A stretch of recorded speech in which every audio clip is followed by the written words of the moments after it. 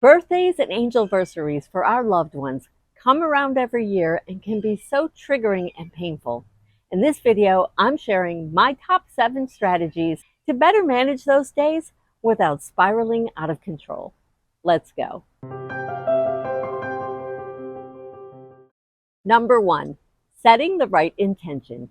What I mean by that is not setting the stage in advance in anticipation of having a really hard and painful day. The frame of mind we bring into that day has a much bigger impact on how things affect us and how we feel about that day and the outcome of that day, a lot more than you might realize. What I suggest is just taking a minute the night before and making up your mind and saying to yourself, okay, tomorrow's a birthday, but I'm going to have a reflective and meaningful day, but not necessarily a painful and horrible day. Starting the day with the right mindset can prevent you from spinning out. Number 2, manage your expectations. I know this might sound like a rerun of number 1, but actually how I mean it here is not so much around what you do as the people around you, what they do or possibly don't do. People can be insensitive or clueless, and let's be honest, they are. They don't mean it. But if you decide that this is your private day between the two of you, just the two of us, it doesn't matter what else is happening, you can avoid possible disappointment if maybe people don't remember or no one reaches out to you and you feel like you're experiencing this day by yourself. Just know ahead of time that might happen and be okay with it. Number 3, establish some traditions. Rituals can be comforting and they bring a tangible structure for us to express our grief in a more external way instead of internalizing everything that's happening to us. Funneling our grief into specific activities reduces the opportunity for us to just kind of spin wildly in every direction when left to our own devices. Now, rituals don't have to be complicated. They can be very simple, like buying fresh flowers or cooking your loved one's favorite dish and enjoying it that night for dinner. Maybe you light a candle and say a rosary, or maybe you take a few minutes and make a homemade card and write a personal message inside it. These are healthy activities that can actually enrich our day. Number 4, do random acts of kindness in your loved one's name.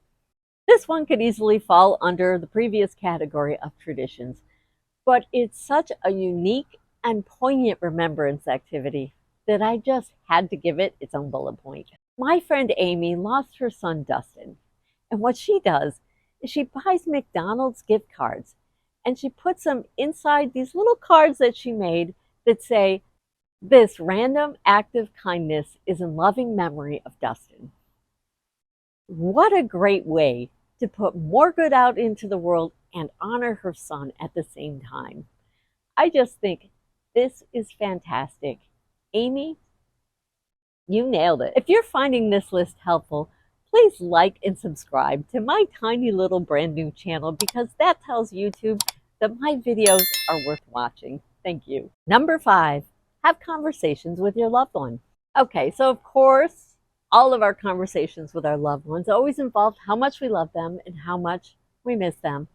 But why not try something a little different? Imagine that they're riding along on your shoulder with you throughout the day and just have a little casual conversation, kind of some chit chat with them, very much how you would have when they were alive.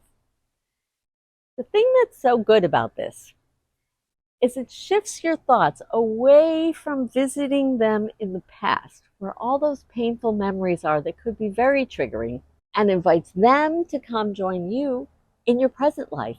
This allows you to feel their presence with you in a very familiar and casual way without becoming quite so dramatic as we can easily get on these days. If talking to your loved one isn't quite your cup of tea, then I think the next point might be a good alternative for you, and it's along the same lines, but a slightly different format. Number 6, write your loved one a letter. Okay, so in this letter, you could vent or you could pour your heart out. But what if instead you wrote them something a little bit lighter, as if they were on a vacation, maybe an extended vacation, and you just caught them up with what's going on with you, more like chit chat, like we did in number 5, only in letter form.